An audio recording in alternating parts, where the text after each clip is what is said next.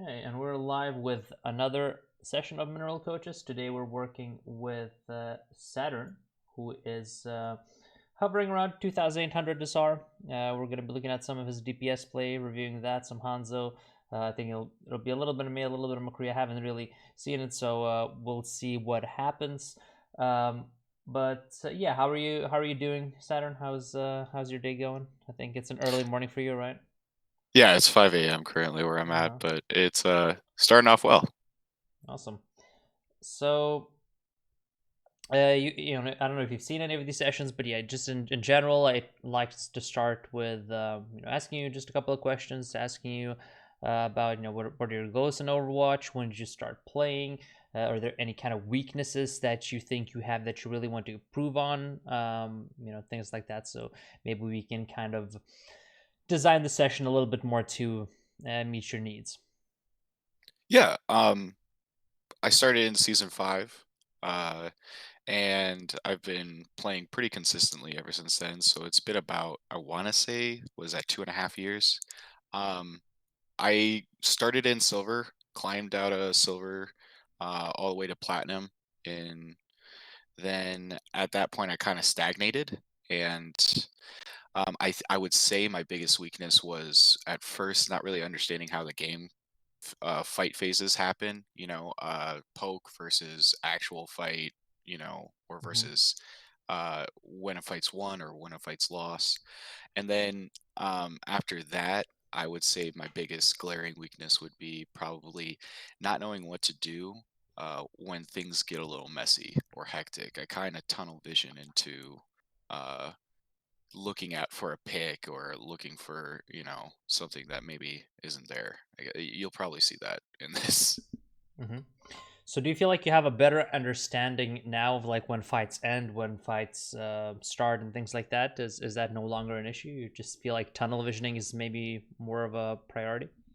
I would say tunnel visioning is more of a priority, but when I guess it's really easy for me to get distracted playing because I try to focus as best as I can, but you know um, it's just there's a lot that goes on, and sometimes I get overwhelmed and stop really paying attention, I think. Mm-hmm. And that's just something that I need to personally work on. But yeah, I would say besides that, it would definitely be just tunnel visioning. Mm-hmm.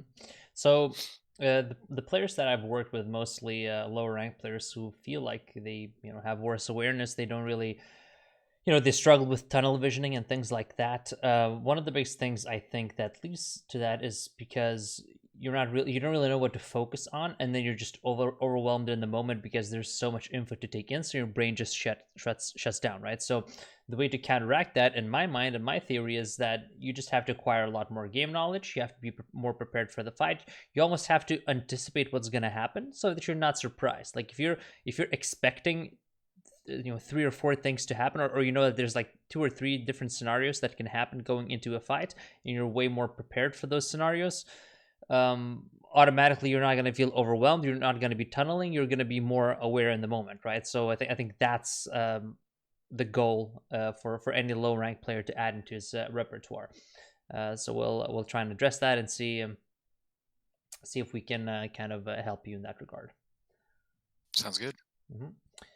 Okay, let's play the VOD and see what happens. Easy life. Hey guys, how are you doing?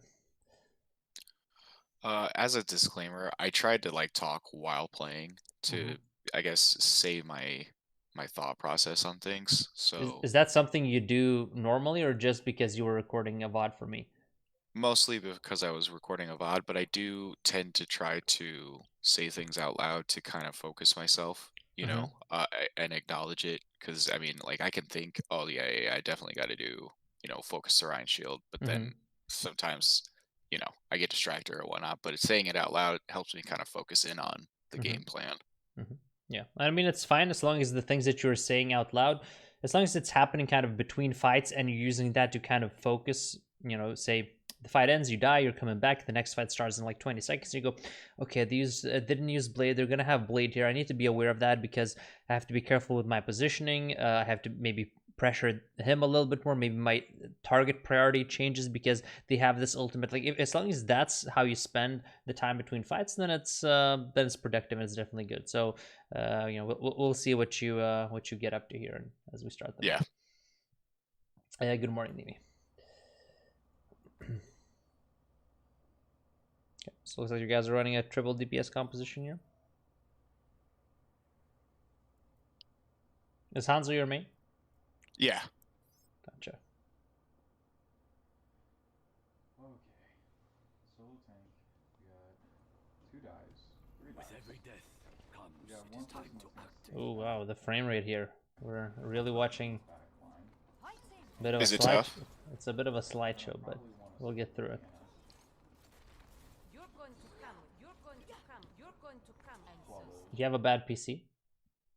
I feel like I have a pretty good PC, but I have recorded a VOD before and had people state that it seems like it's tough. So yeah, I guess in ways, like I never have a problem with my frame rate or anything like that, but record or VODs are Gotcha. sometimes a little tough. Sorry about that. No problem. And I actually can't hear what you're saying in the background because it's mumbling and it feels like you've recorded through like a camera microphone maybe or something like that, because I can't really hear, like, in this VOD. I don't know if you can hear anything, but it's kind of just mumbling in the background. So like I know what I'm saying, so I guess I know what's being said. So I guess like that's the only reason. So yeah, Okay. I apologize about that. Okay. And yeah, I can hear a lot of ambient noise. I don't understand why that's getting picked up. So Yeah, I bad, think so you're I recording apologize. through a different microphone, maybe your cam microphone or something like that. That's what Yeah. most likely is.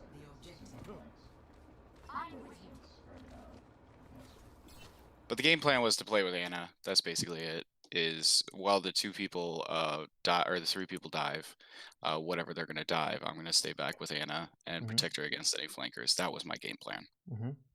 So how come you stop though? How come you stop here and wait? I checked to see if the Anna's coming. So yeah, that's pretty much it. I should have probably posted up closer to a corner and got ready for the fight as opposed to really babysitting.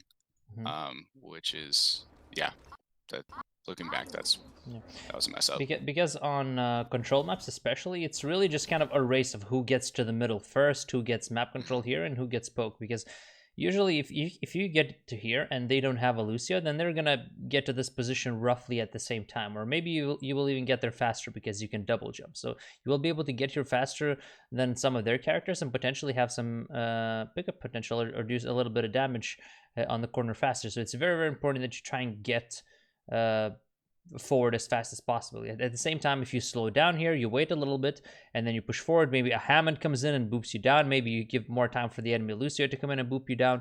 So you just really want to make it across the choke point, across the bridge as fast as possible. So Okay. and even if you turn around to look at your enemy, you have to still be moving backwards. So you're moving towards your the location where you have to be. You have a tracer and a sim. Turret's all over point already. Right, like he's already here, but you could have maybe had 2 shots on him potentially. So always try to get there as fast as possible. Turret's all over point already. Because this hook, he could never ever land this, right? If you just walked forward, you would have gotten here and he would have been there. And then you could have taken cover there, you could have read his movement, you could have done a lot of stuff. So this hook pretty much only hits you because you're so slow to middle. Okay. But beyond that, as soon as you see the Roadhog, you need to be ready. So You have a tracer and a sim. Turret's all over point already. if you are slow coming back, because as soon as you walk around the corner, you're immediately looking at this. And this is the wrong thing to look at. Because you're so slow to middle, and this doesn't have to be in the rollout fight either. Say you have died and the fight is going on here, or like you don't know where the fight is going on, and you're coming back from spawn, you're coming around here. You just have to make sure you take in everything here. You're aware of all the threats. Is there anything here? Is there anything here? where's everyone positioned before you look up in the sky at the Pharaoh. Because right now you're stepping into an area where you're exposing yourself from a lot of different angles, but you're only paying attention to this. So this gets back to your tunnel visioning, right? Like you're tunnel visioning on the wrong thing. Like it's gonna be, yeah, you can still shoot the pharmacy as long as there's no one else that's pressuring you from other angles. So you jump around and you're not like, now you see him, but really you should like carefully be clearing the space slowly, right? And using cover, using this, because if you're aware of him a little earlier, you can obviously jump away, right? Yep. Yeah. Yeah, I just walked out into the open there after kind of letting my view drift up at the Mercy up there. Yeah, and also because you're Hanzo, what else could you do to assist you in this? Right. Oh, I could have probably Sonicked around the corner. I could have used the corner a lot better too. I could have probably been ready to jump if there was any cooldowns that were going to be thrown at me. This is the biggest thing, the Sonic arrow, right? So you're a little slow to middle, you don't really know what's going on. Just Sonic this, and then you have so much more information, right? Like you know exactly who's hiding around there. You see that nothing is there, you clear this, and you're much more aware of that threat. Because now you've loaded up your Sonic arrow, but you haven't actually shot it. So you utilize this to help you clear space. Like if you're expecting a flanker to come around a corner, but you don't know exactly when he's gonna come, but you've seen him like go somewhere, then you can pre-Sonic another corner. Say let me draw an illustration. So say you are here, a Tracer's flanking around here, and you spot this, and like there's a little choke point here. You can Sonic here, and then you will see whether she will take this path, and you can even maybe catch her and kill her as she's crossing this, right? So you need to use your Sonic both sort of in initial fights when you're working with less information to scout for yourself, but also getting ahead of plays, because it gives you wall hack. It gives you a huge advantage. You know, same thing. Say on this point, say you already have map control. You're fighting on point, and you see that some of the enemies are crossing through bridge. A perfect moment for you to Sonic here, and once again, you will see as they're coming around the corner, you will be able to kind of shoot into the future and maybe get a pick on them before they even cross, right? Okay. So this gives you an advantage to sort of get ahead of plays. You know, not necessarily like in this situation, but that's how you should think about it. Like, oh, I can see that someone is gonna come here. Let me put a Sonic there, and then I can time it and maybe get a pick. Okay.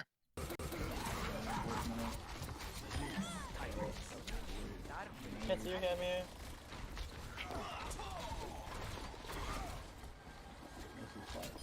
Nice shot. Run, he's low.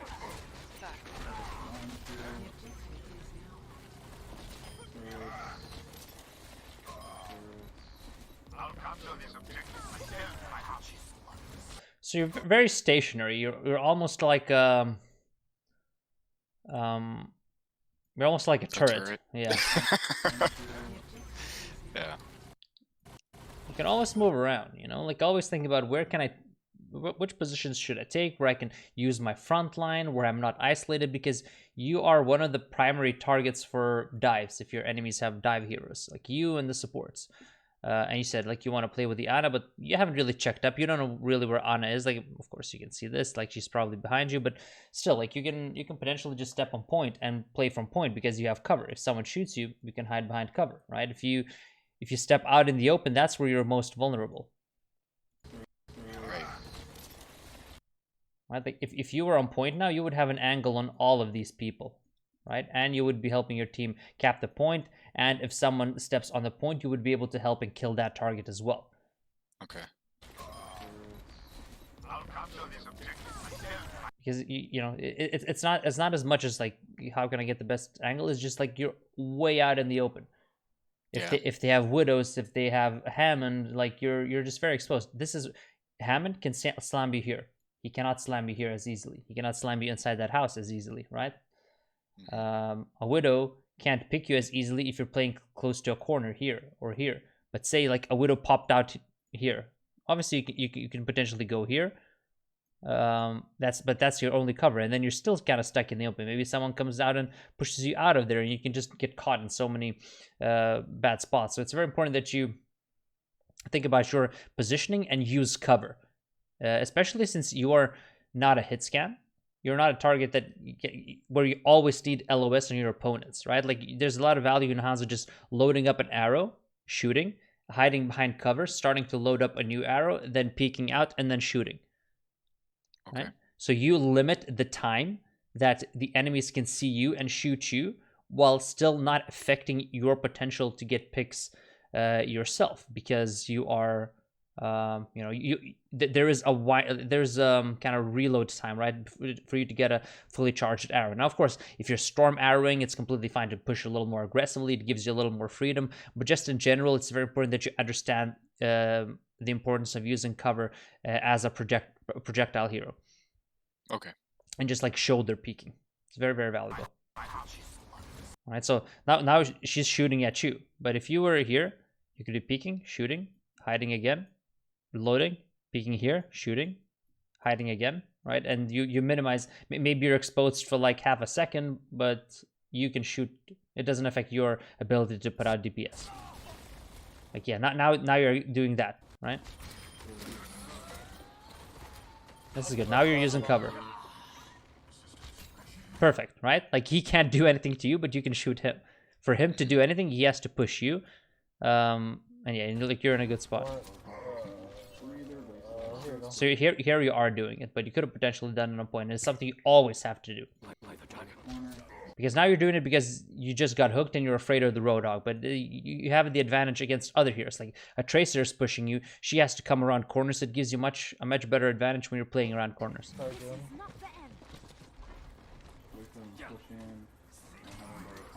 Heroes never die.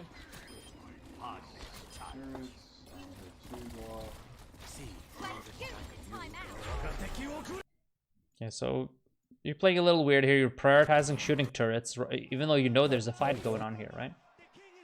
Yeah, I don't really understand why I do that. I just anytime I hear anything getting built, turrets or whatnot, especially like I guess if I know I'm like playing a lower elo game, I feel like no one else focuses it, so it only takes me one shot to take out those things. I don't know. That's my thought process on it. Yeah, but in this situation, when there is no point pressure, not really that important. Like as soon as you have your dragon, your priority, your thought process becomes how to use it. Hey, how do I set up my dragon the best way? So usually you want to combine it with your sonic arrow, because if you sonic arrow and then you take a weird angle, you're going to be able to get a lot more value out of it. Yeah, like how do you usually use this? Do you try to combine these two cooldowns?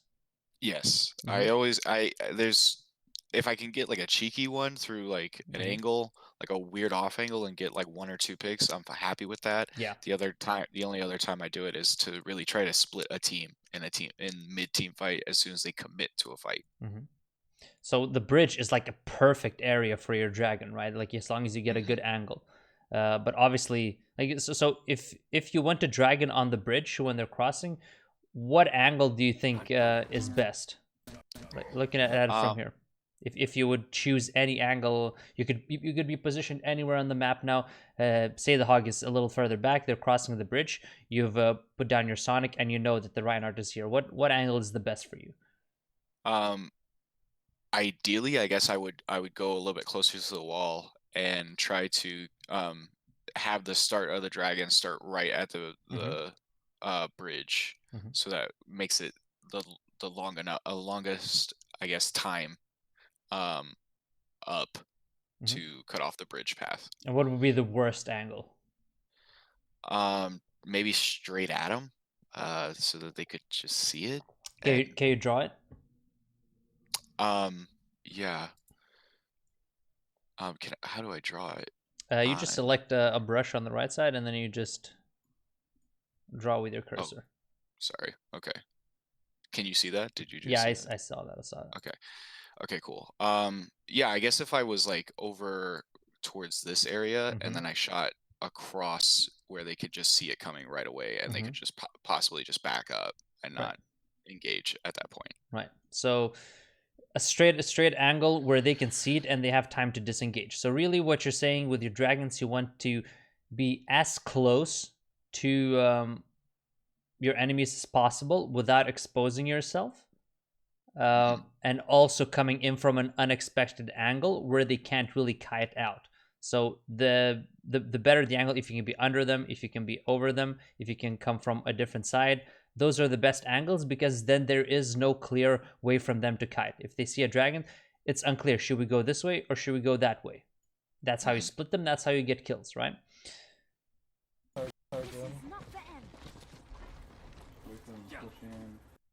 But now your priority is killing turrets rather than setting this up. Okay, that makes sense. And you use your Sonic very early. Here we go. Right, like rather than, because I don't think you're planning to use it. No, I wasn't. I was using that to mostly try to outspace or poke the hog there for sure. And that's what you did in the beginning when you crossed the bridge as well. Like the first thing you do is you loaded a Sonic, and again, it wouldn't have been unreasonable in that first fight scenario because you were so slow to the fight. But in general, you would never you could potentially Sonic the corner so you have a little more info. Sure, like that's fair enough. But as soon as you have the dragon, try to think about how can I use these. Can I use the Sonic in a way where it's not gonna go on cooldown, and I will be in a position to use my dragon before it goes off. Right, because now you don't have that angle that you wanted. Like you wanted this, right? So again, migrating to point, maybe even climbing up a little bit just to check where they are, then sonicking, then taking cover here, and then using it. Like maybe that would be preferential, right? But now you're just sonicking here. But part of it is because you aren't in a good position. Like now, because the hog is here, it's kind of too risky almost for you to cross. It's not impossible. You can still do it. But yeah, ideally, if you would have thought in the correct way, you would have probably ended up on point anyway after this fight, and then you could sort of do this a lot better. But again, you have the dragon. How can I get value out of this ultimate? Because it's a lot more difficult to get. Well, not necessarily. Like you can definitely get value out of it mid fight, but especially on really choke heavy maps, there's two paths you can go, here or here. This is where your dragon has a ton of value. So. Hello, Campo. How are you doing?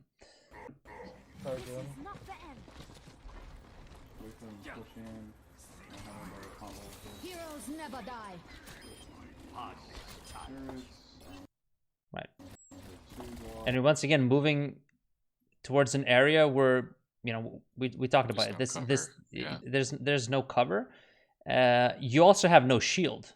So anytime you play 3 DPS compositions with a Hammond, you have to be very, very careful. It depends kind of what DPS you play. But when you play a sniper like Hanzo and you don't have speed boost and you're playing a Hammond, you have to understand that he's not going to do anything to protect you. He's going to, he's going to kind of disrupt them. But if they have a shield and you don't, their front line is slowly going to be moving forward, which means you have to read that movement. You have to be moving backwards or using cover properly. Okay. Mm-hmm. Let's see. Someone asks, but if you launched it straight on the bridge when they are really engaged, they can't really go left because they would die. Not sure what Mr. Toa Crawler means there. Little weird phrasing on that. So but even now you could potentially use it to split them. Like now Reinhardt crossed, so if you used it here, Reinhardt can't backtrack anymore, so he would have to go here, and maybe you guys can kill him. Maybe Hammond can isolate them.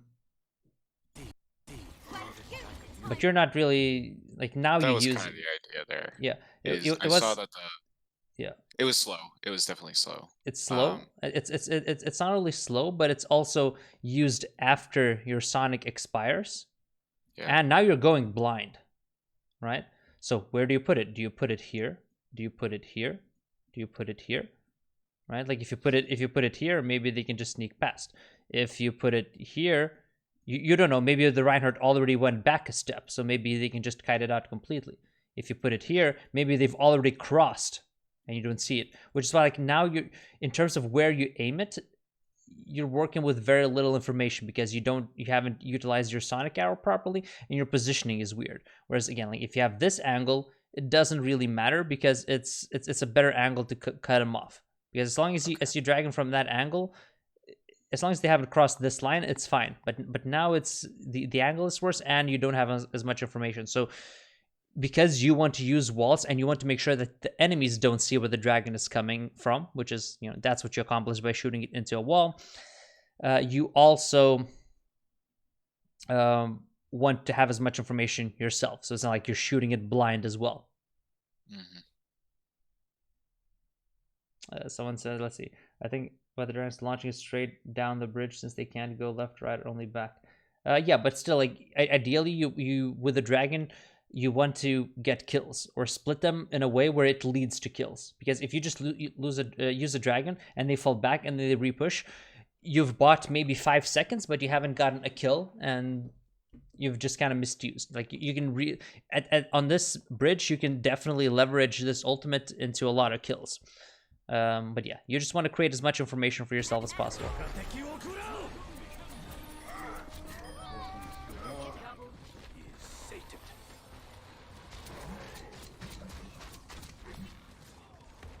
So like, oh, so you see, I liked what you did here, but as soon as he looks at you, you have to be jiggle peeking. This is pretty much as far that you can peek. I can go. Yeah. Okay. Because you peek before you've fully loaded your arrow, right? True. Okay. You hide, you start loading your arrow here, and you slowly peek. But you wide peek, right? So if you go this far up, he should be here. If he goes like this, you have to go like this, right? Gotcha. But you're wide peeking immediately. So you have to understand, like he already looked at you. Like you're gonna be one of his priorities. So you have to slowly clear that corner. And if he looks at you, you might try to dodge the hook, because now you're not respecting his hook at all, right? So very important.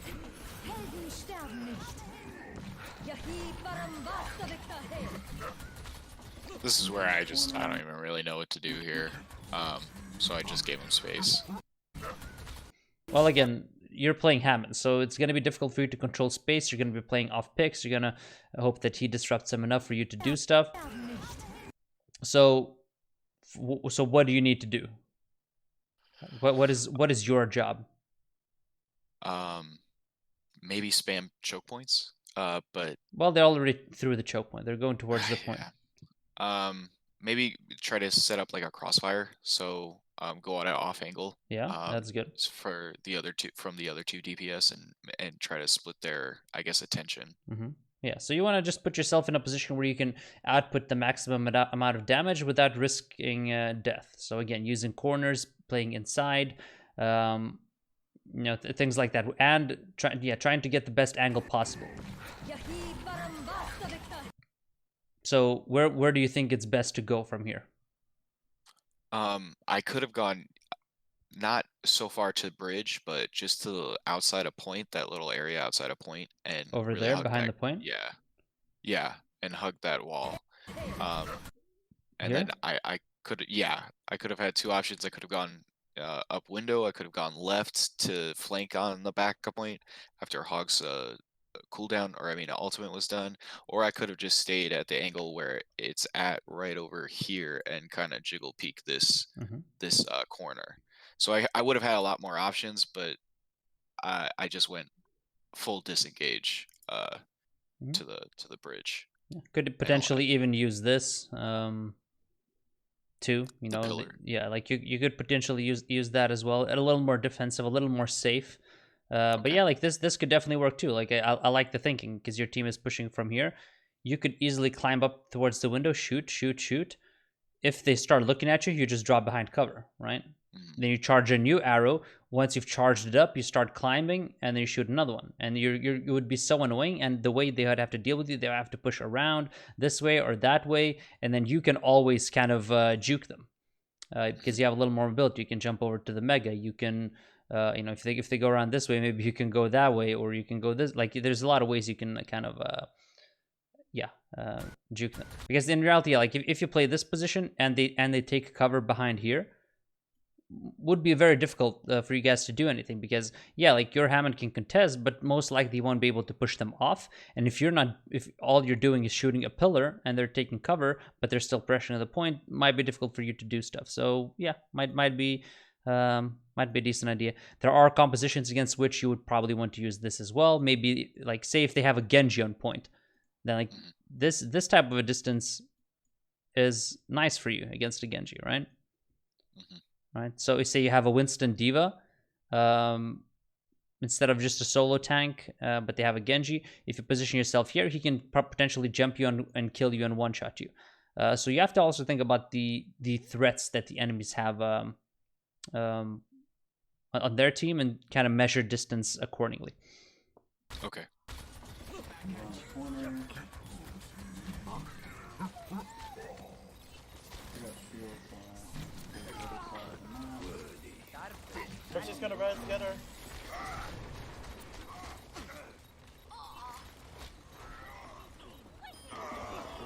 Rising. Oh,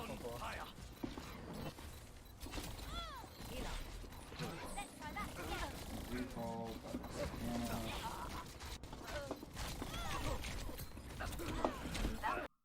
Diana. Yeah, that was awkward. rising. I was worried because I thought the Ana was gonna die, so I just, I don't know, immediately started walking straight towards her. Yeah. You're not really thinking about cover at all. You're just thinking about kills at this point. Yeah. Yeah. Recall, but Diana. Oh, Because you always want to put yourself in a positions where, yeah, you can output damage, but you also have an escape plan. And now, really, rising. once you go to this side, your enemies are coming, the respawners from the enemy team are going to come behind you. So you don't know, like, at any moment, someone might pop out behind you. If someone pushes you here, like, where's the next corner you can fall behind? Like, it's difficult, right? Whereas if you said, like, this original position, you always can jump down to Mega, you always have a lot more cover to play behind.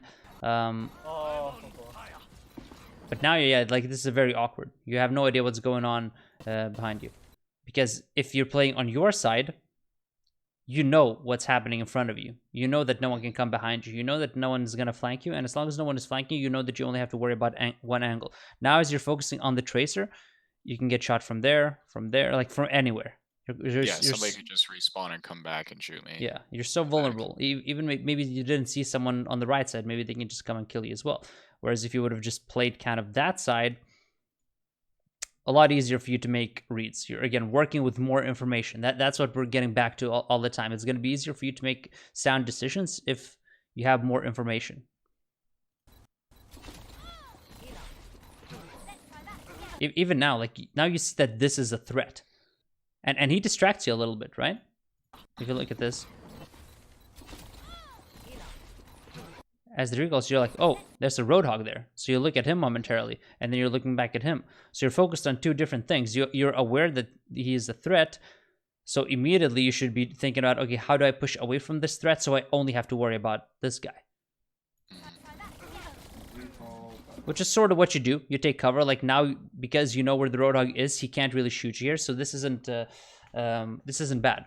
But you should already have that information. Like if your positioning, pre-fight positioning is better, you would already have that information so you wouldn't get distracted from the Tracer mid-fight. Right.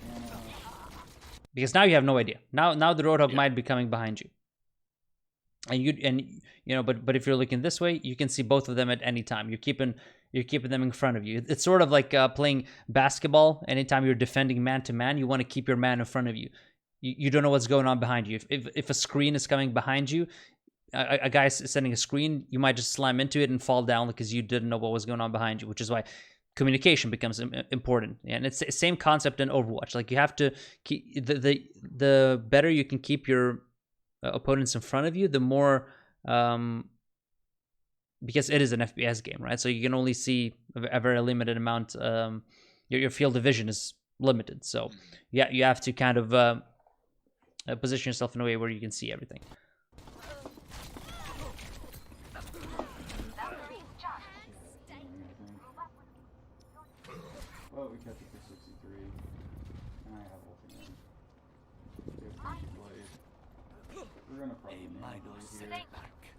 Let Genji die and stagger himself, so we're not. So now, from what I'm hearing in the background, you're just doing commentary in the game.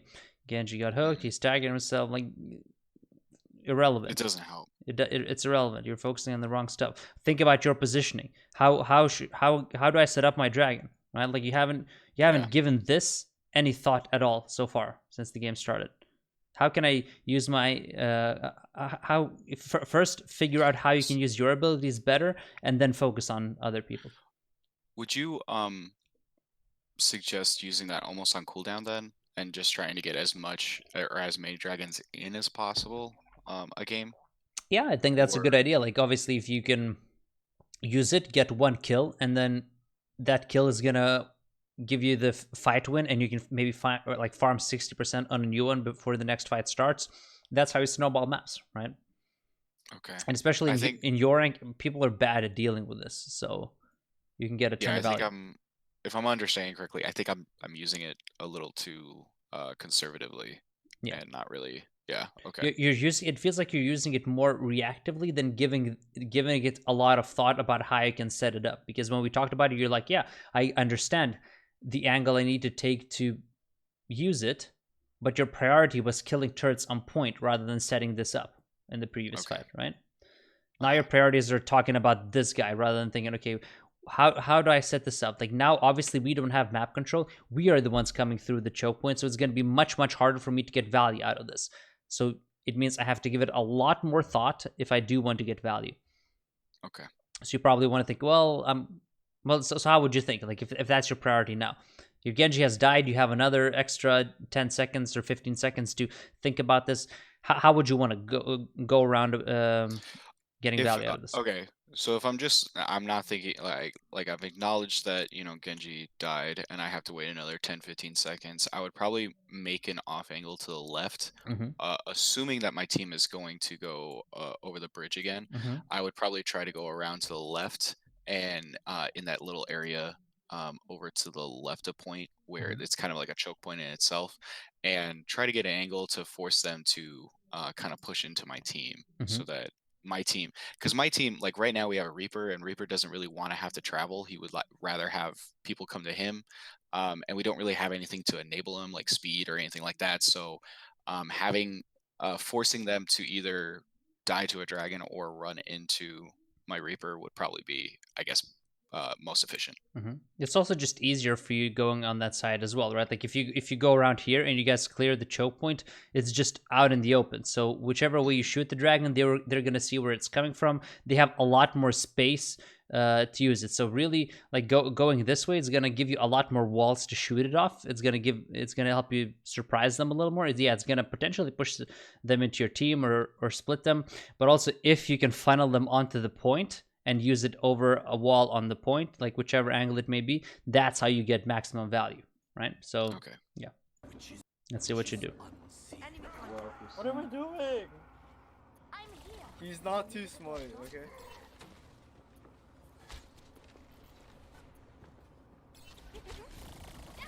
Right? Like you're not taking any space. You're still standing here. Yeah, I was, yeah. You're just looking at a Roadhog that might be like, if this is someone else, maybe you can do this, but it's a Roadhog. You don't have one-shot potential on him anyway. You already have your ult, so what are you doing by shooting him? Right, okay. You're wasting time because you're not, and you're feeding ult charge because you're not getting anything. Right. So if I get ult, pretty much the main priority is to use the ult and then get more ult charge or after that. Like I know that sounds really simple in my, like when I say it out loud, but like I don't know, I was standing there waiting for us to regroup and hopefully go and push in as one, and looking back, I could have just taken an angle and been more efficient with my time. I mean, I think especially in your rank, there's like no one gives any thought to ult economy. Everyone just kind of uses ultimates, which means the more ultimates you can farm, the more chances you have to use these really powerful fight-winning abilities. Like the last dragon you used, it set you guys up to win the fight. I think it even like won you the fight, right? Like you pretty much you zoned them out, you got 2 kills. So it's the same thing with a 1600 Genji that I had a session with the other day, where he was very early on, like the game starts and he's looking for kills as a Genji, especially when he's defending. So if you're defending an objective, your job isn't really to look for kills. Your enemies have to kill you and get on the objective. So your objective is more so making sure we prevent them from getting the objective, number one, and number two, getting your ultimate ability up as far as possible, as soon as possible, because those are going to help you win fights more decisively. You won't have to rely on clutch plays, because it's much easier to get kills as a Genji if you're blading rather than you're just going in with your regular cooldowns. Same thing with Hanzo. Like, yeah, you can kill them with your regular cooldowns, but also, leverage. Obviously, your ultimate isn't anywhere near as good as the Genji blade. But still, if you use it correctly, especially when you have map control and you combine those cooldowns correctly and your focus is correct, you can win so many fights with this. Okay. But even now, like, you already used your Sonic. When, again, we talked about you need to use it more to set this up.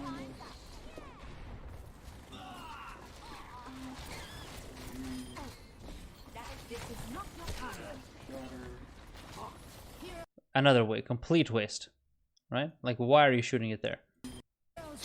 Like, now the fight is taking place on point, so it's very important for you to know exactly how they are positioned on point. But you use it there, where you already know that they are not there and they will not go there because your team is pushing them. And then you go for this. So what do you think about this dragon? So the idea was to see if he was going to push further, or if they were going to push in and commit to that fight in that small choke point.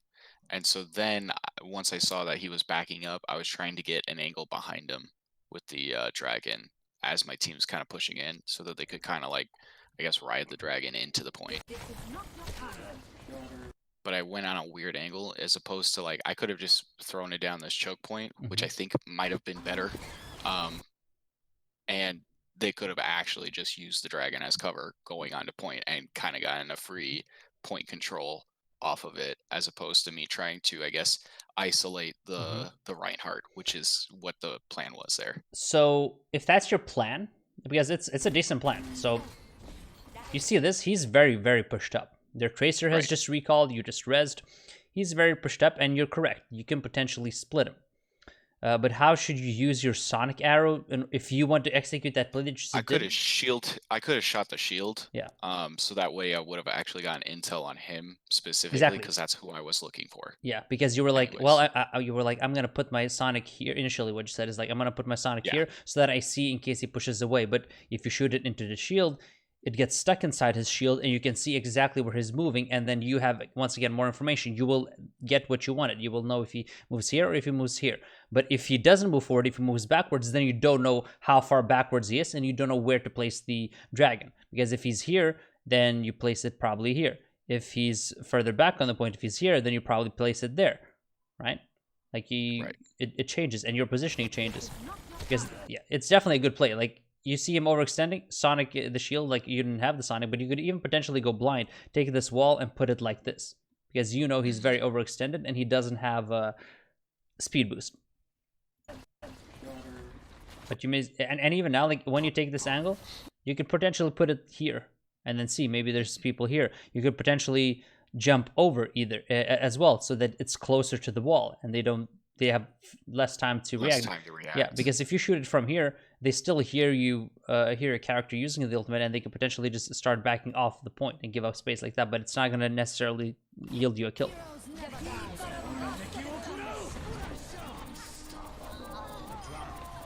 See, like, now he kind of gets, you do get kills, but there's ways you can set it up even better. Yeah, this definitely didn't work out for me either, because I just face tank that. I see that he's low, I go for him, and then I just completely get outplayed. It was bad. And then I call out to my team saying he's out there to the left, but he's getting healed, so it doesn't really even matter at that point, because, I mean, they can't do anything about it. So, but once again, like, the same scenario where if you would have potentially gone here to use it, maybe you could use the window, right? Like maybe Yeah. there's a lot of things you could have done to use cover where but yeah, obviously you don't take that fight, you don't push it. If anything, this dragon has given you so much already, so you either because I don't think you've made a single call to your teammates yet. So instead of commenting on the game, make this call, push Reinhardt behind the point. Okay. Because you can't do anything about this. He has full shield, pretty much almost full shield, not entirely full shield. You can't do anything, but your Hammond could go around and shoot him in the back. He has to turn around, then you can hit him. Nice. Also a Symmetra shield. I think it's their Symmetra, right? Yeah, it's their Symmetras. Like he was just playing the shield way better than I was, and I wasn't respecting that. I get killed. Line has one to the left. Yeah, now you call it, right? You call it, Yeah. but you had that information for so long, and you took the solo play. So what turned Yeah, into that was really bad. Yeah, what was kind of a 5 versus 4, and could have easily have been a 5 versus 3, turns into a 4 versus 4. Yeah. On the outside of gonna the go for point. He's Mercy. literally one. We lost that forward group. Or we didn't. No, we can still win this. Never mind.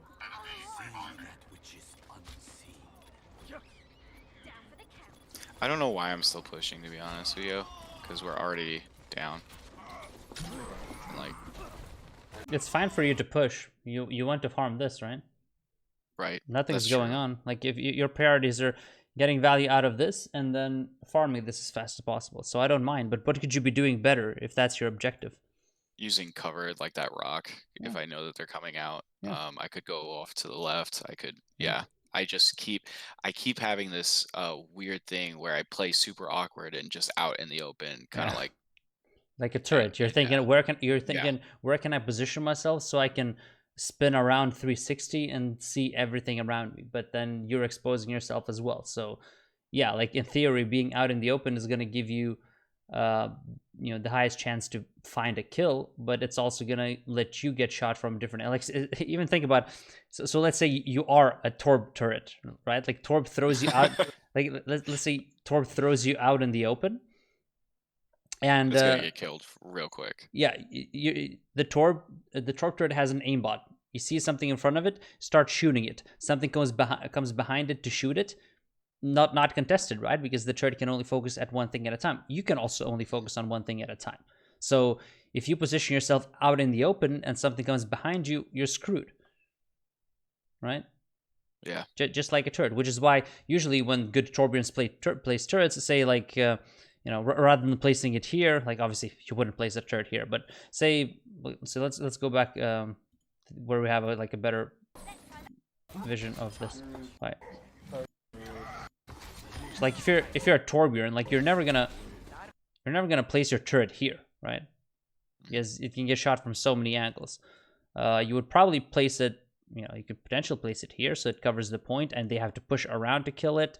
Maybe you would place it like further back, behind that corner so that it kind of covers this, right? So as soon as the enemies enter the point and pressure the point, the turret is shooting at them from long range, which means that a lot of characters that have damage fall off won't be able to shoot back at the turret as well, right? So that's a good position. The turret can shoot them, they can't really shoot the turret as well without them getting distracted. But as soon as you place it here, or like here on the bridge, it's gonna get immediately destroyed. Obviously, you aren't a turret, you have more mobility, you can pressure advantages a lot more, you have a lot more abilities, but still, in terms of using cover, it's a good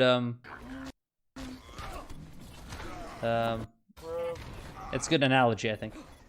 Or we didn't. Yeah. No, we can still win this. Never mind. Yeah, so like using this, and then you have the next corner in case someone pops out here, you can use the next corner, you can peek and shoot them. Hog can't hook you, so you're playing outside of his effective range but still within your effective range. So he's either feeding you ult or he backs off and you have this angle for free, and then if someone else peeks that angle, maybe you have some pick potential, right? Just completely risk-free play.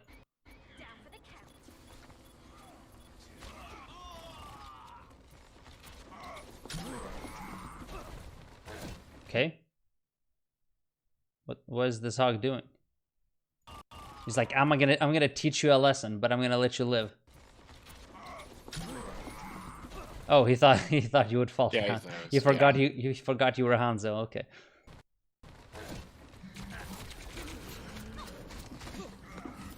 Nice. I like the mid-fight wall climb. Why do we keep on going?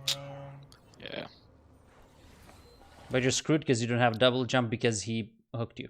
You know. Yep. Whereas Yeah. if you're playing here and he goes for hook, maybe you can double jump and dodge it. Don't worry, I'm gonna teleport, and then I'm gonna press Q, and we're gonna win. Okay? Okay, beach Never turtle. mind, though. Or big guys gotta go in. I like that plan. I got it. I got it.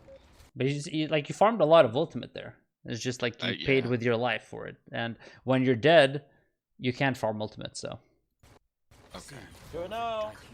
you know, same thing. What is the purpose of that sonic arrow? I got it. I got it. I thought I heard or saw somebody to the left, so I just wanted to make sure that if I went left, it was, I guess, cleared. But do you have for me time? Yeah, that's true. I was assuming that the teleporting onto point would at least give us the overtime meter, because I think it's only at 97%. If you touch anywhere or contest anywhere during the 97%, you have at least the overtime burner. Sure. But something you also have to think about. So when you don't have the dragon, it's good to use this to help your teammates as well. Do you ever think about that? No, actually. So imagine this: your teammate is a Widowmaker, and she's standing where you are standing, or like she's standing this and using cover here, and the enemy Widow is standing here, and both of them are hiding. If you put a sonic arrow here, your Widow has a gigantic advantage because she can stand here, be scoped in, and as soon as she peeks, gigantic advantage increases the odds of your Widowmaker winning the duel by like 50 or 60%. Okay. So now, like, Beach Turtle was like, I want to go for a play on point. So you could potentially just put it, you know, shoot it through On the the window, pillar. or even shoot it there, so that he has more information, and you're setting him up. Like you don't have this, so you don't have to set yourself up, and this helps the entirety of your team. Your Genji comes in. Maybe you put wall hacks here, and Beach Turtle says Ana low, and your Genji can see through the wall where the Ana is moving. Maybe she moves there, and then instead of him going this way and not securing the kill, he might go that way and try and get that kill, right? You can see how it can be very impactful for your teammates as well, like the Widow example, this example. So think about it: how can you use it to set up your teammates as well, based on plans. Okay. Do it now. You know, now he got hooked. He got a kill. He killed someone. Maybe he could call like that someone is low on point, but you don't have that info either, right? Like for you, what if she's 50 HP, but you're climbing up here? But maybe he would have given you that info, you know, and then you would have the info exactly where she is, right? It's just about information, acquiring information, making decisions. Yeah. Nice, you know, like this is what we talked about, what you should have done like in that first fight. This is so nice for you. Yeah.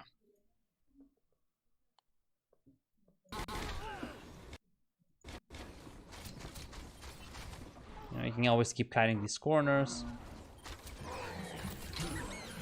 Again, I just went too wide on that. you just struggle really hard against Roadhog. You don't respect their hook. So anytime you see a Roadhog, use corners and bait his hook. As soon as the hook is on cooldown, you can do whatever you want almost, or you can get away with a lot more. But while his hook isn't on cooldown, you don't leave this.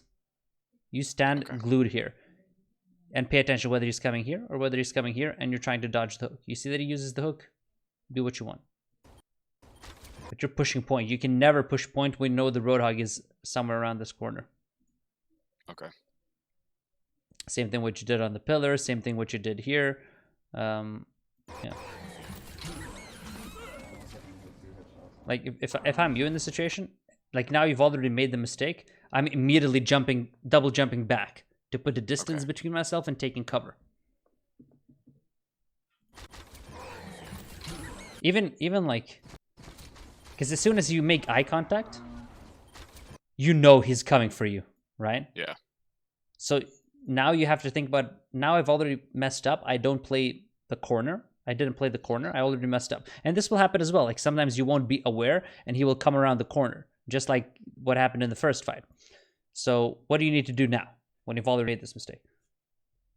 I have my jump up, so I should probably just disengage and get back to the corner. Yeah, double jump that way. You can even double jump there. maybe Like that's a left, corner. yeah. You can even, if you don't have your jump, you can at least try to wall climb. Because if you're standing in like this, you know, he probably has like a 95% chance to hook you if you're just doing what you're doing. If you jump there, probably reduces that to like 20%, right? Or it increases the chance of him missing the hook. If he's patient and he pushes around to chase you, then you obviously have to keep kiting him and you have to do this delicate dance, but drastically increases his chance of missing. Jumping backwards, maybe a little less so, because I'm not sure whether you can get out of his range because you walked a little too forward.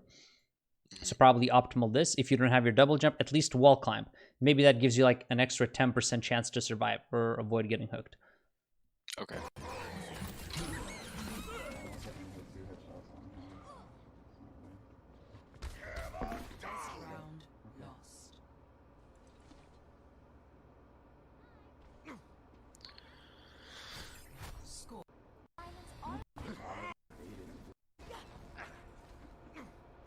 Okay, now you have Winston and Hammond. So you have tanks who can take a little more space now. Like now you can think a little bit about your Winston positioning as well. If he jumps in and creates a little bit of space, you can be more aggressive because he's basically a cooldown sponge. So if they have a Roadhog and your Winston jumps in, your Roadhog is most likely going to be focused on him. So you're more liberal moving without like having a corner to play around, right? Like that's really what it all comes down to. Playing within your effective range, understanding when your teammates are going to absorb cooldowns for you, and then you can take a more aggressive position and push into them, because if your Winston jumps in around a corner, you want to take that corner with him. You don't want to play defensively, right? Say we're on the bridge and you have Winston here and your Winston jumps and your Winston jumps over there. Same thing now, like even now. So your Genji blades, and he's presumably pushing there. So he's essentially the tank in this situation, because if they have a brain, they will immediately focus him. He's the biggest threat. You are not important right now. But you obviously don't want to play here or use cover in this situation, because this has changed the game. Him blading and absorbing cooldowns means that you want to take the corner with him as well, right?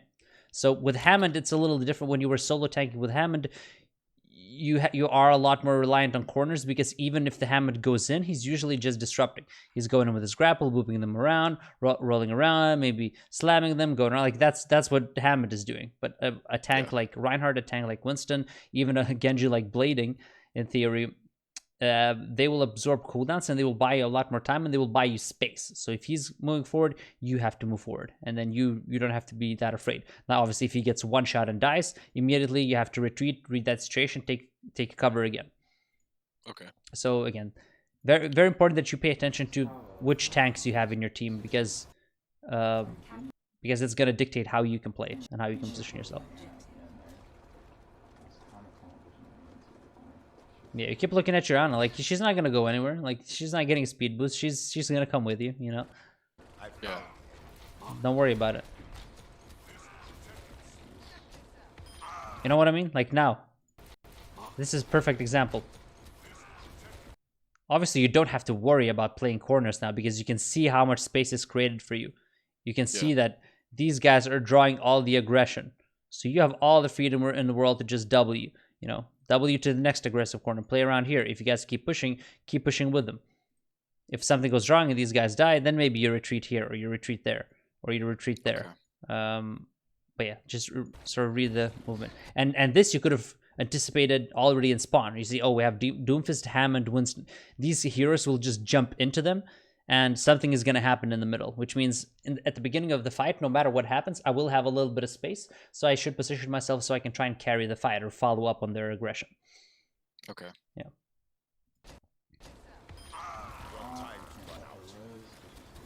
Yeah, I'm still just like out in the kind of middle of nowhere. I don't know. So based on the situation, where would you rather be? I would probably push up a little bit more aggressively because we're already up, and I would probably take this corner because then I could fall back potentially to point if need be, Mhm. or I can juke, I guess.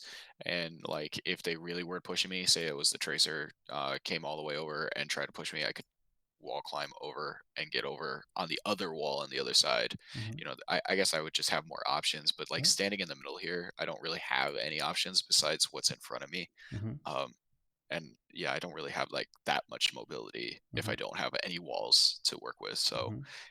yeah, no, it's kind of bad. Yeah. So if you just think about the map control you guys have right now, the map control you have is pretty much this, right? Hmm. Like if the tracer wasn't here, it would be pretty much this.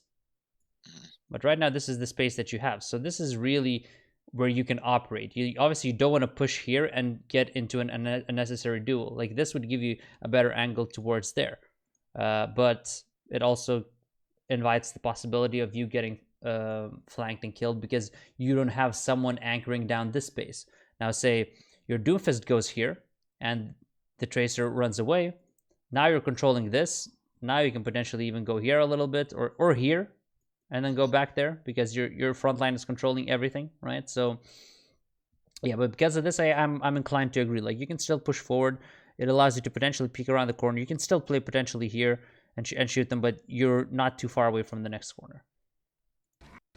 But now you can't really shoot anyone, and yeah, like you're pretty far back. And you don't have to, because something you said, oh, I just want to play with Ana. Like you don't have to worry about Ana too much.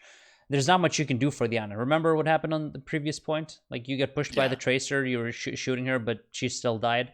Of course, you can help her. You should try and help her whenever you can, but that shouldn't be like on your list of priorities, right? Like your list of priorities. Where do I position myself? How do I use my cooldowns? How do I use my dragon? And then if she gets pressured, I can help her. But Ana has a lot of tools to protect herself as well. Mercy should be paying attention to her as well to help her. So yeah, your job is farming this, pumping out damage, and positioning yourself in a way where you don't die, but you create the maximum amount of pressure. Okay. And if you did move forward like a couple of seconds ago, hitting these shots on her would have been so much easier because you would have already been here. Hitting it from this range is much easier than hitting it from this range. Yeah, now I like this. You did the right thing. It just took you a little too long to get here. You should have had it before. I could have sworn I heard somebody over there. You should have had it before.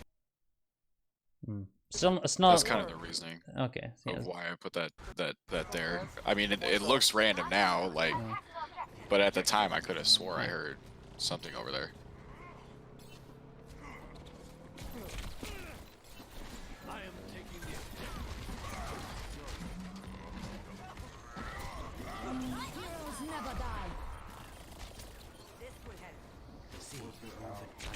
See, nice. Use it around that corner. It gives you a huge advantage. You're running fine, Mercy. I like that Sonic. That Sonic makes it so it's impossible for her to win that duel or to get anything done. Because both you and the Hammond knows exactly where she is.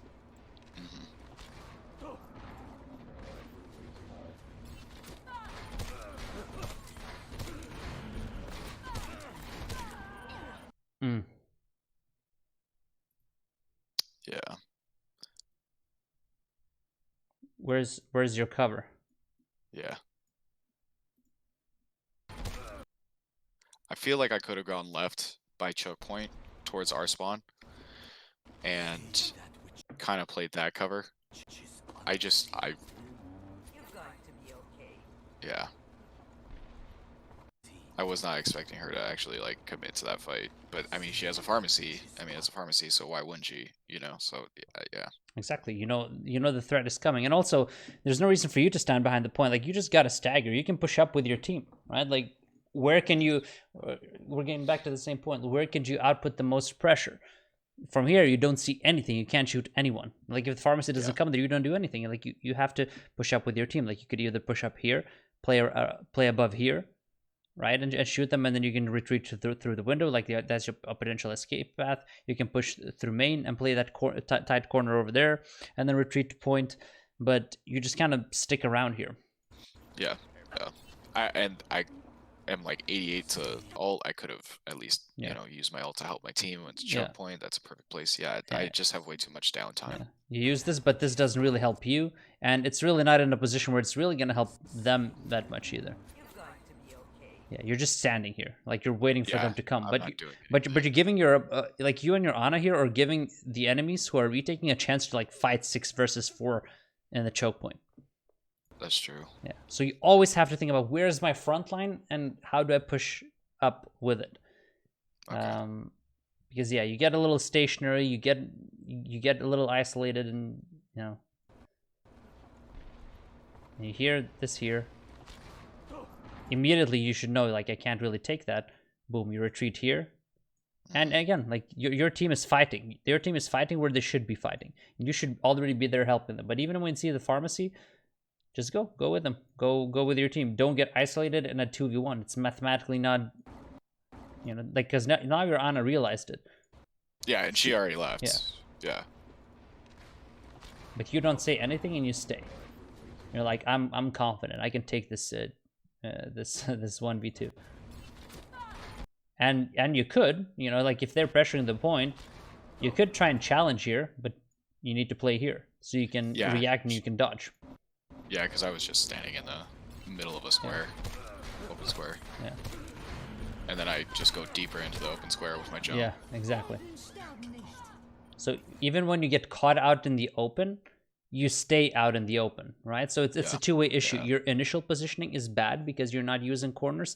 Number two, even when you get caught with your pants down and you have time to move to the next corner or like retreat, you don't understand as well when you are in trouble. You don't understand as well when you're in trouble against a hog. You don't understand that you're really in a ton of trouble here.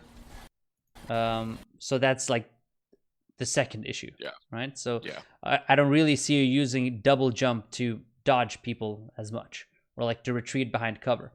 And really, that's the thing. Like it's a gap closer. It's a gap closer mostly for you to help you get behind cover.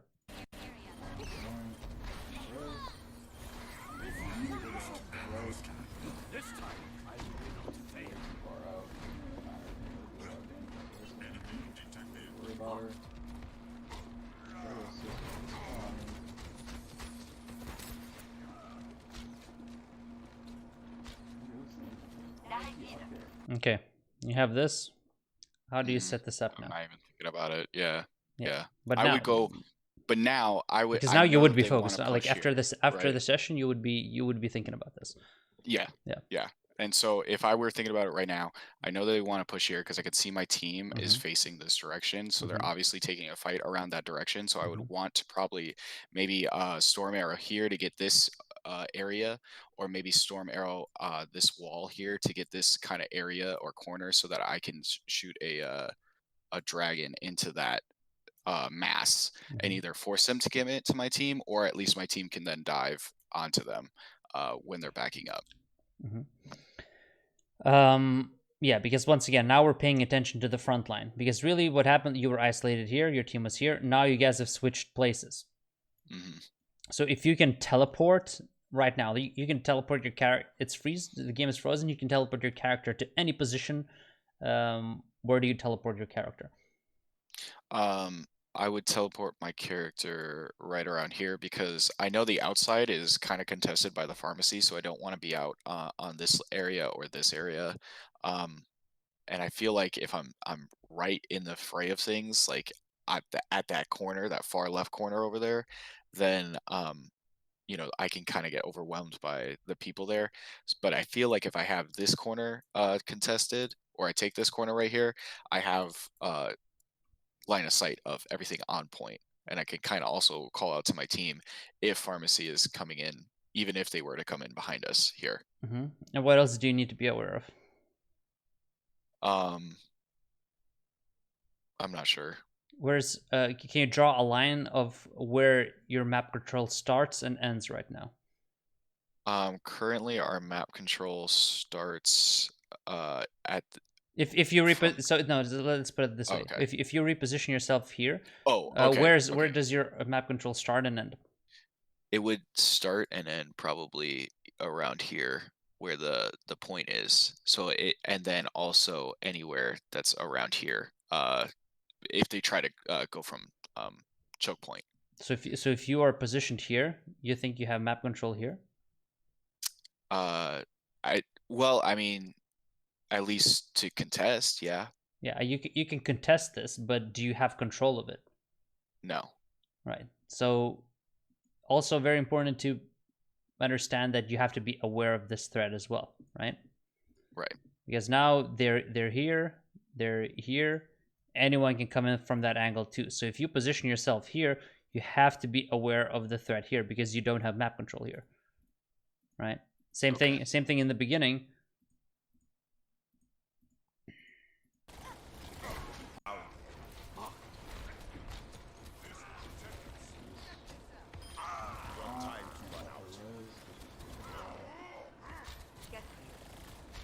Like we said, right? You have map control of this basically. You can contest this, but you don't have a body controlling this.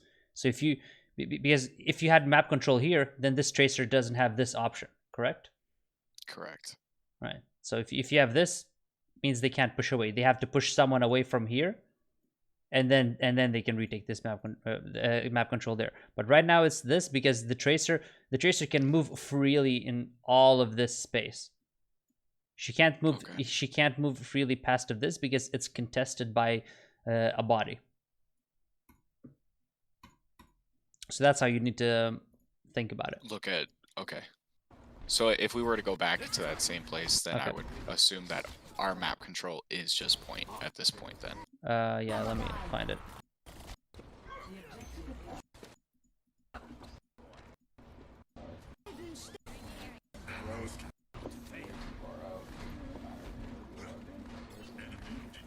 Worry about her. Again, you're completely unaware. Like Yeah. where is your map control right now?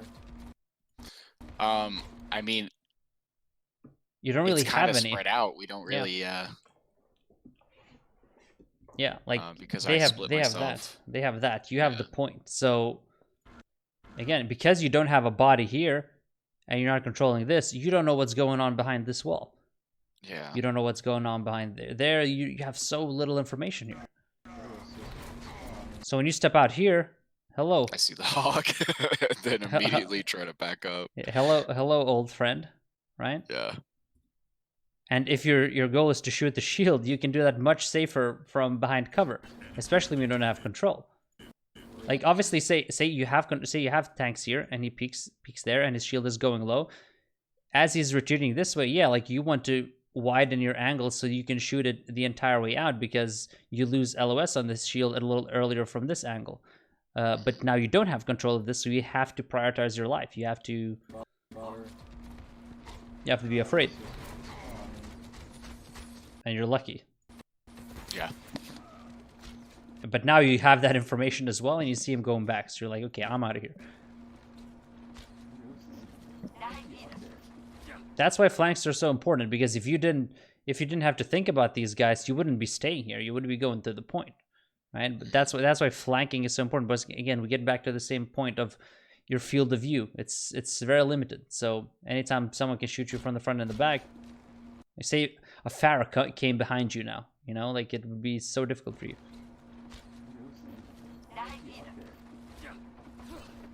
See through the dragon's eyes. So why do you Sonic this early here? Because I see there's an it looks like they're contesting. My team's contesting something. So I was trying to give them an angle, or I mean a view of what's going on around there. I wasn't sure if there was a fight. Obviously there wasn't because Sonic didn't show anything. But that was the idea. The thought process behind that was to give my team more information. Yeah, because you still want to set this up, right? Right. And from the information you have at your disposal right now, do you think you will ever drag in here? right now? No. Yeah. Because I don't know if there's anything there. There could be, there couldn't be. Could there be something there that you could dragon? I guess no, because Sonic's not showing anything, right? So No, but like, do you have information regarding this, or like what characters could be here, and whether it's worth to dragon here? Can you already have that information from what you've seen in the last 10 seconds or Oh, so? I guess the hog did go right out of choke point. Mhm. And then there was the Lucio and the Ryan who were kind of making their way, but they probably haven't gotten there in that span of a few seconds. So the hog is probably still there. So you definitely 100% certainly know that the Reinhardt isn't here, right? Right. You just saw him a second ago main. You know Yeah. that they have a pharmacy, so the pharmacy won't be here. You know that you have a Tracer and a Lucio, who most likely would never die to the dragon. You also know that you probably can't kill the hog with the dragon because he can vape out. So really, who is the primary target you need to keep track of? Who you kind of want to dragon on? Reinhardt? Yeah. That's your primary target. So that's the guy you really want to pay attention to. That's the guy you want to Sonic. That's how you're most likely gonna be able to set this up. Okay. And then when he is here, then you can do that. Which is why it's good for you now to just keep looking in both directions. Just keep scouting. See through the dragon's eyes. Which you do. Like you look around, you see that he's not there. Now I would Sonic. Right? Because if you would have come here, then you don't really need that Sonic because they have a pharmacy outside, they have a Tracer, and you're already controlling the entire point. The value of that Sonic is very, very low based on your positions. Because you are kind of locked in, you are kind of locked into the point right now, so really you might want to use this to kind of relieve pressure in a way. And to do that, you need to really keep track of the Reinhardt's position. So, you know, because you obviously don't see anything. You see that Reinhardt isn't there. Now, perfect time. Like you use it here. You maybe see his outline. You double jump forward, and then you like use it through this wall or something to cut him off. Like you put him just right behind him, and then he's dead. Oh, now you see him. Oh, out fishing, right? Like you're hunting for kills. You're not looking to set this up. Yeah. You see him here, perfect. They're going there. Perfect choke point for me to set up my dragon. Yeah. Yeah. You know, like ooh, I can say this guy doesn't get 2 boops. They stun him and they boop him down. Now you're completely out of position, and your dragon will be crap because they will like that is the perfect area for you to use the dragon, right? Like right before they go through the choke point when the Reinhardt is crossing through those little stairs. When there's also like they either go backwards or forwards and get split, or they jump down in the pit and die. Nice.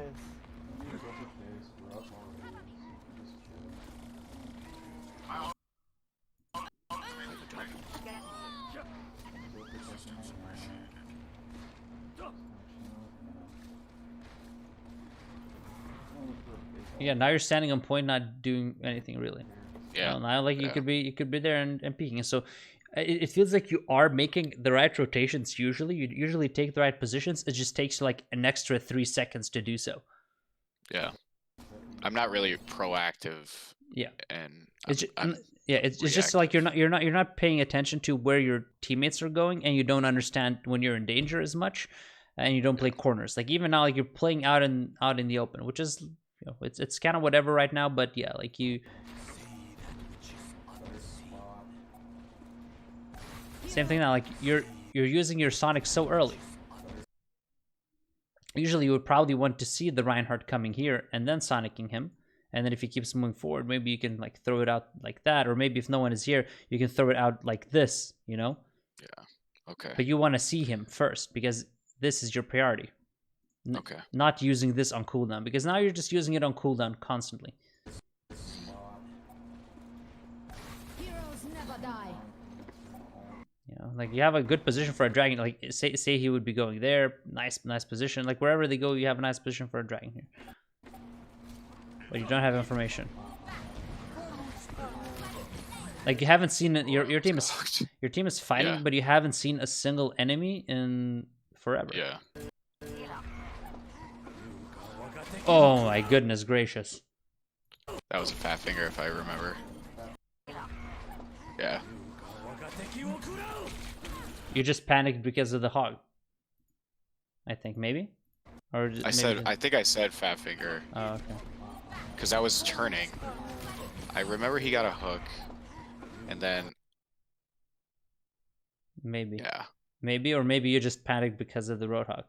But maybe the fat finger happens because you get pressured. Yeah. Yeah. Right? You're You right. get pressured, Yeah. you hear a hook, and you're like, because you first start aiming your Yeah. dragon at, which is presumably where the hog would be. You don't know, but Yeah. presumably Yeah. that's where you would guess it. So this mistake is forced out of you because again, you're working with so little information. You're not moving up with your front line. You're not thinking about how do I set up my dragon. Whereas the And I still Reinhardt, don't even know where he's at. Yeah. Like I still haven't even got line of sight on yeah, it. like he's already on point. Actually, using it in that initial direction would have probably been pretty good, Yeah. but it would have been a gamble. They just C9 here. Keep her So. off the point, please. Yay! So what do you think about this duel? That was terrible. I'm not really guessing like what she's gonna do. I'm just kind of shooting at her. Like, if I were to like predict where she's going to blink, like obviously she wants to get behind me. That's kind of like the Tracer's go-to is 180s. Can you make it so that she doesn't have an opportunity to go behind you? By backing up into a corner, maybe, or not a corner necessarily, but like an angle on a corner of a wall or something. Like I could have backed up to either because I don't want to go on point. Okay. There's like 5 people on point, Let but I me- could have gone back behind me. Let's illustrate this. Let's load up Overwatch. Okay. I'll come from here and then we'll start the fight. Okay. 3, Okay. 2, 1.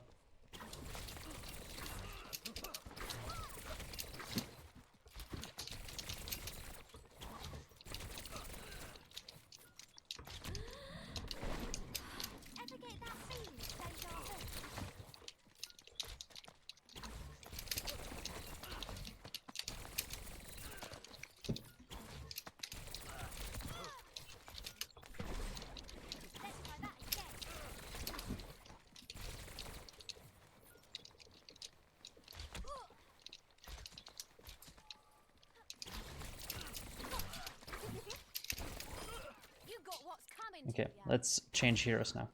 Good job, by the way. It was much better than what you did. What you did in the game, like you just stood still and you let her dance around you and you couldn't really do much, right? Now you used corners. There was a headshot that you hit on. You actually hit a headshot on me that would have potentially like it was. I already had killed you maybe twice, but you did hit a headshot that I couldn't really counteract. When you were you here? Where are you? Yeah. Right here. When you took this corner, you loaded up the shot. You peeked me and you did this, and you headshot me, and I couldn't do anything about it. So that was good. Okay. Yeah, we can start. Let's go.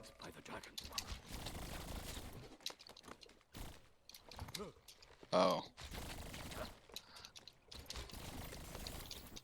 I am restored. Okay. I understand.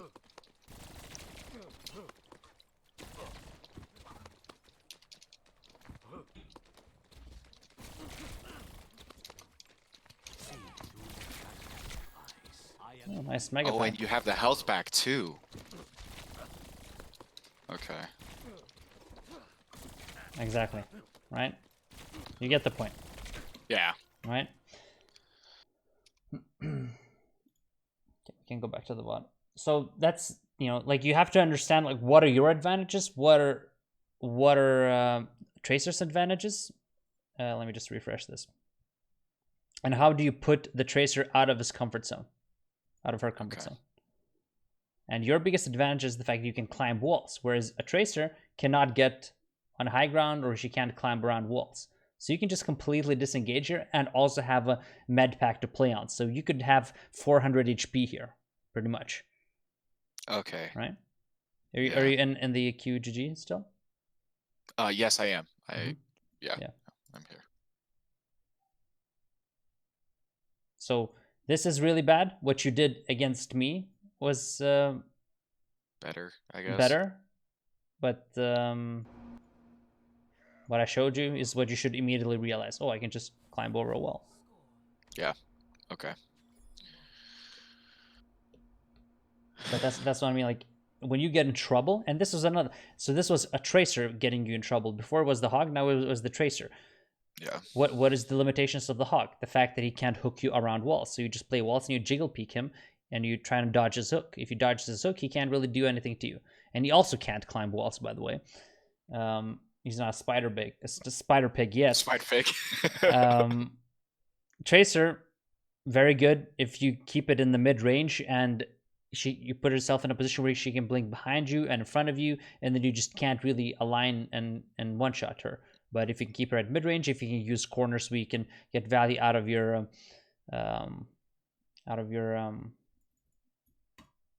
Sonic, and where you can just go to a health pack or completely disengage, because that's not a good fight for you. Like, you don't want to take that duel. So how do you disengage? How do you make it more favorable towards yourself, to the point where she has to chase? Even if she chases, like you saw, you could never get to me, right? Like, obviously we had a little more HP, but still, you could easily disengage there. So with the map architecture in that point, you have so much more freedom to disengage and not take unfavorable duels, because you're a sniper. You don't want to fight at that range, really. Or you could try and to storm arrow her. If you miss your storm arrows force the recall, maybe she takes you to 60 HP. You climb over the wall, get the mega. If she still chases you, then it's more even. But that's another strength that she has. Even if you deal damage that isn't fatal damage, she can remove that damage, whereas you cannot remove anything. The only way you remove it is if you use your abilities, your wall climb ability. So good thing to use mid fight as well when you're under a lot of pressure. Okay.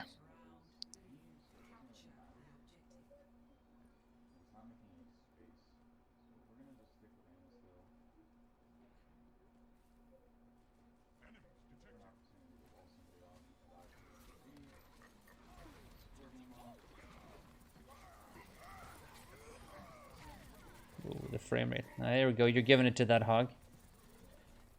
Now you're getting into his rage up close and personal and freezing him.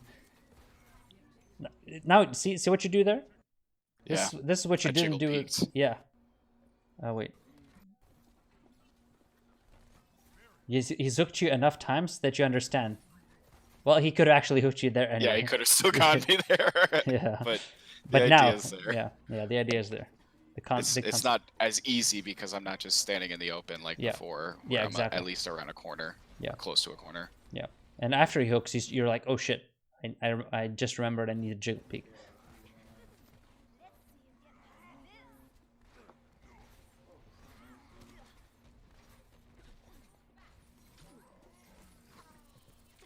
You forgot about him, right? Yep. You know that he's there. I've just tunnel visioned again on the Mercy, but yeah. Yeah. The information was available that he was definitely there.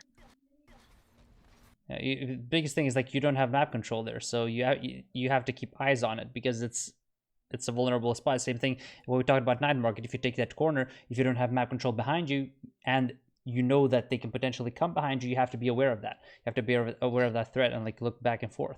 Maybe even stand here and anchor it and take that one-on-one if you can wall him off, dodge his hook, and then freeze him.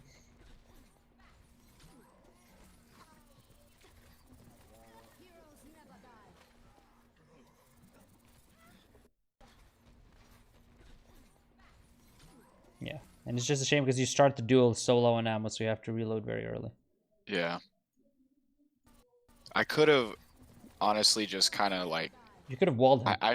Yeah, I could have walled him, and then I could have just like hit, like, not try to freeze him right away, but like, you know how, I can't remember what it's called, but where you just kind of like flicker it, so you delay the freeze. and I could have gotten a little bit more time with him instead of just like freezing, going for the headshot. But if he has Realizing his I have no vape, ammo. no. But if he has his vape, you still have It to doesn't freeze him. matter. It doesn't matter. Right. You have to Got freeze you. him. So Yeah. I think you freeze him and you try and put a wall like this, and then you call. Yeah. You scream for your team, because once again, like this is a free kill if your team follows up, but they're not a. If you don't call it, They're not aware at yeah. all. Yeah. Okay. And I can't Even expect even them to be if I even don't now you call could it. even now you could wall him. Like you're still comfortable taking this duel because one, you have mercy pocket, two, you know that his hook is still on cooldown for like a second, so you can still Yeah. freeze him and like keep dodging him. Like you just go left, right, but you stay in range, you wall behind him and you freeze him again, and then he's dead.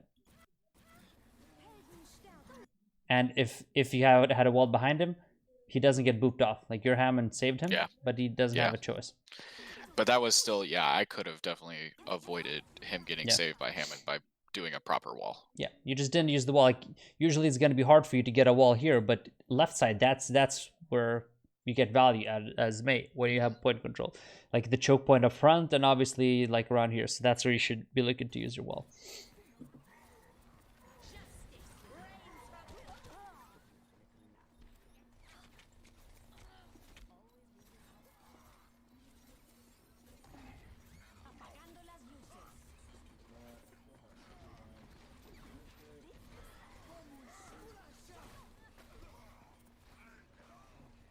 We've lost, so I'm gonna back up.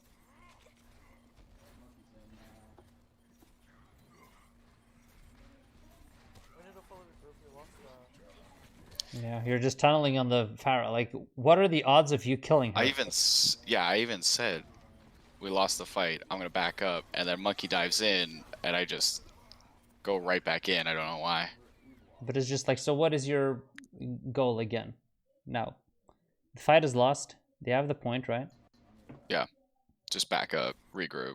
Yeah, but what else? Like with all characters, but we establish what is the most important thing to do. Farm alt. Yeah.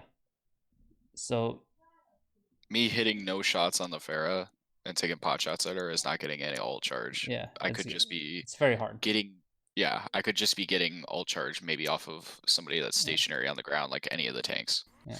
You do have some kill potential on the Mercy if you double headshot her, but you have pretty much no kill potential on the Pharah. Right. She's getting pocketed. But still, you know, you're not getting any ult charge, like you said. And they have the points, so and you're completely unaware of their whole team just coming at you. And there's a lot more fat targets that you could be shooting. You could potentially retreat and be at like 60% here, maybe. Yeah. If you just shot the fatties. And so you just reactively wall wherever because you panic, because you didn't, you weren't aware of this. Yep.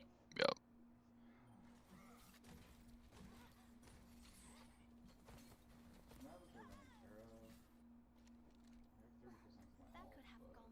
30% That could have gone better. Alright. So you rock the cowboy. Nice, you're pressing tab, you're thinking about their composition. So again, it's good. Dead time, press tab, look at the compositions, try and envision how the fight is going to look and how you're going to have to play. You do have a dive group here, so most likely they're going to draw a lot of aggression, which means like you will probably have some freedom to do stuff. So you probably have to wait for them to do something, and then you can try and look for a pick on these guys, or maybe follow up on their damage. So already now when you're looking at these compositions, you know that like your responsibility is kind of to deal with these guys, but you also understand that this is your opening and you have to move forward as they move forward. You can't get stuck.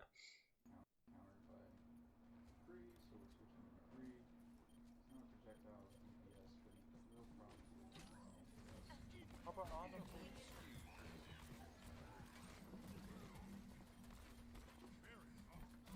Oh my god.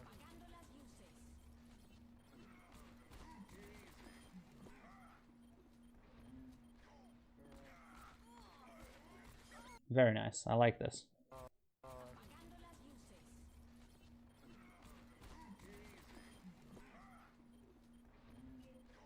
A tiny bit risky. Yeah. So, and especially because I mean, I had Monkey with me, but it's not like he can do anything to help if I get hooked here. he just jumped, so it's gonna take him a couple of seconds to get his cooldowns. He doesn't have bubble, he doesn't have but Hammond is here. But still, like this is sort of what you can control now, which means Stepping out here, very dangerous. You Yeah. have no idea what's coming here, what's coming there, if they can shoot you here. So peeking here and shooting, very good, because you can potentially get kills. You're coming from an off angle, but you're also safe enough where you can just roll out in case you get pressured from here or here. And if you do get pressured and you fall back and you survive, these guys can come in, and your Winston and your Hammond can come in and wreck them. So I like the positioning. Just don't I wide went peek. out. Yeah, I keep wide peeking. Yeah. And you still have it. You don't have to wide peek to get an angle. Like, Yeah. you have an angle on her the whole way. She has no way to retreat from here. It would be, yeah, like regardless of where she is. Like, the only way, if she was like here and she could kite up here, that would be the only time you would have to wide peek out. But obviously that would be horrible too. Like, she has nowhere to hide, nowhere to go. So you do get to hit the shots, but yeah, little on the dangerous side. Yeah, you see, because and then I just stay way too long. Yeah, and I'm just out in the open. No, like now. Yeah, like now you should just stay here probably.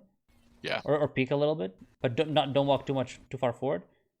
But you always want to put yourself in a position where you can, if needed, you can roll back to safety. Because now, when you're here, now you can't really roll back to safety. Really, honestly, when you end up in this situation, when you've already made this mistake, where do you go? Left, because I have time. Nobody really died besides the Mercy, so I have at least like 10 seconds before anybody even comes towards that direction. Well, the hog died, but he probably won't be there yet. Like, you killed the hog a little bit. Oh, yeah, you're right. No, he's gonna have. Yeah, he'll be there. But still, it's better for you because that's the one corner you can get behind to the point where she has to drop and get an angle on you, and you still have a health back there because now you've swung too far to return. So ideally, obviously, you don't put yourself in this position, but if you already swung too far, then you might as well commit to it because she's moving this way, and if you move this way, well, I'm still in an angle with her. But if I went left, I would have cut that angle on that corner. Yeah, and also this, like, going this way is way more predictable. So if she realizes she has pressure on you, that you're panicking, that you want to run away, she predicts it. Like, she immediately, like, she realizes that she has the upper hand in this matchup, so she's automatically positioning her this way because she's predicting your kiting pattern. But with this, you can kind of, you can burst in another direction and catch her off guard.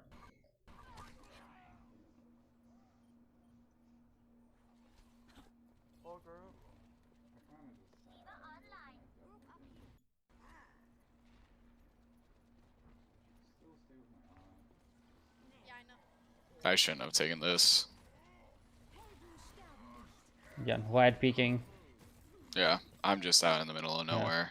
You're not, but you're rolling, without cover. Like, even standing here would have been good. Like, you still have the angle you get from here is the same that you get from here or here, right?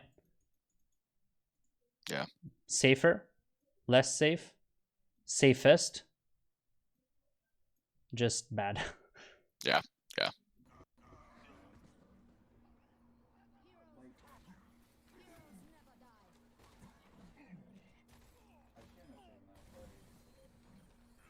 It's okay. You get a second chance.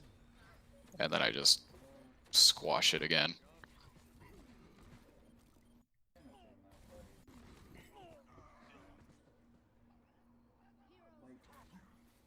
Yeah, so Hog is giving you a lot of trouble. Yeah. What information do you have right now? Hog has his hook down. Yeah. They just use beat. Yeah. So I can be aggressive with Hog here if I really wanted to. Even though he has overshields, I should probably try to get back to my Ana or something, or in line of sight of my Ana. But yeah, that's all I got. Yeah. Because you can't escape him. It's inevitable. You guys are gonna fight. You can choose your kiting pattern, but you can't turn around and hope that he's not gonna pursue you. You're the only one he can pursue from this position. But yeah, I like what you said. I actually didn't think about that, but you're completely correct. You have to kite towards your team. So if you kite like this, and you keep fighting him, you unload a right click, you stun him, you unload another right click after a roll. Maybe she comes in and she sleeps him. Yeah. Yeah. But you're like, please, Mr. Roadhog, leave me alone. Leave me alone. Go away.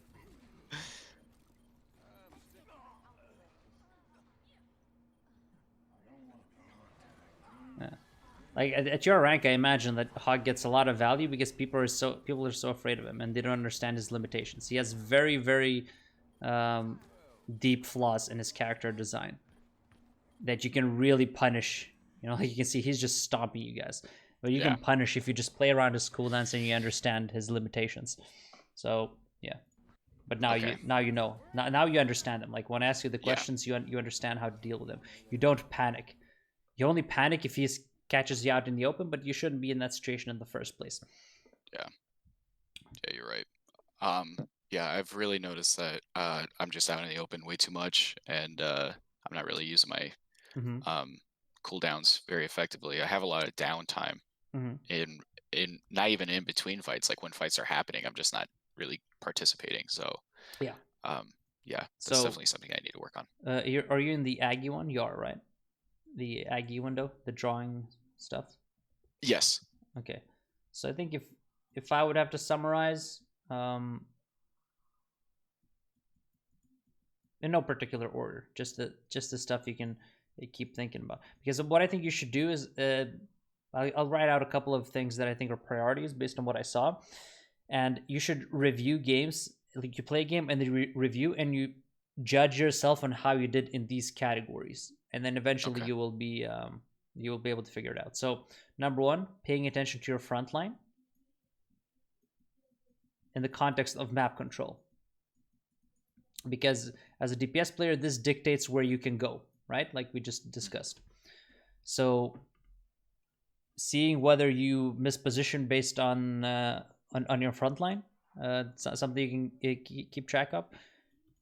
Number two, duels. So using the entirety of your kit to your advantage, especially when you're Hanzo, but really any hero. Like playing, and a lot of this is corners, because you didn't show me any flankers. And what it comes down to, using corners against heroes which can punish you. Let's see, what else do we have?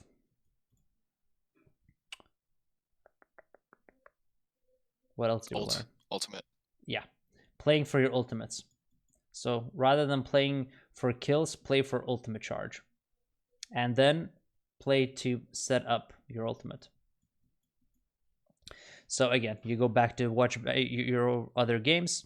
Could I have charged more ultimate here? Could I have played it differently here in this dead time when the fight was over to get more ultimate charge?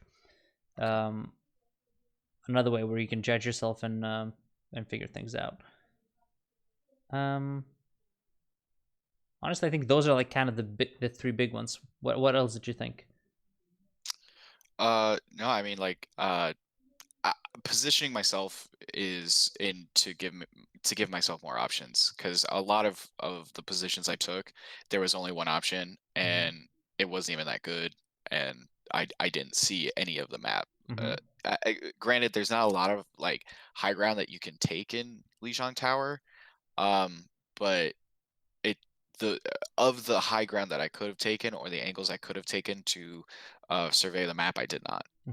Yeah, I think positioning in general like falls under all of these, right? Like your front line will dictate how you will position yourself. Duels, it depends who you're dueling, how you will position yourself, both pre-fight and during the fight. Like if Farah's pushing you, you're not going to stand in the open, you're going to try and take cover, so she has to push in and sink lower. She can't fight in the air and shoot you. Ultimates, you're going to obviously position yourself to set those up, especially with your dragons. So yeah, like positioning is basically everything, and it falls under these categories, I think. Okay. Do you have any other questions? No, that was it. It was really informational. I have a lot to work on. Yeah, of course. I mean, yeah, but I think if you grasp those concepts and you study and you work on these things, I think they will help you a lot. You know, I think really about climbing is just understanding these concepts and then being able to apply them. So like really, what I was suggesting, you know, what really helped me was, you know, as I made my climb like recently, I play a game and I immediately review. Right, you don't have to review everything. But you can just look at the big stuff, and like you can only pay attention to this. You don't have to overanalyze, but just see that I forgot to play for my ult here. I should have played for my ult here. This is where I could have gotten more ult charge. I should have set up the ult like this. Maybe this angle is better for the dragon. How should I have set it up? Did they have a Reinhardt? If they did, I obviously need to pay attention to his position to set up my dragon better. This duel I lost. Could I have done better? Oh yeah, I could have climbed and you know, think about how could I have used my cooldowns in a way to give me the advantage in this duel, either to either disengage or potentially swing the tide, right?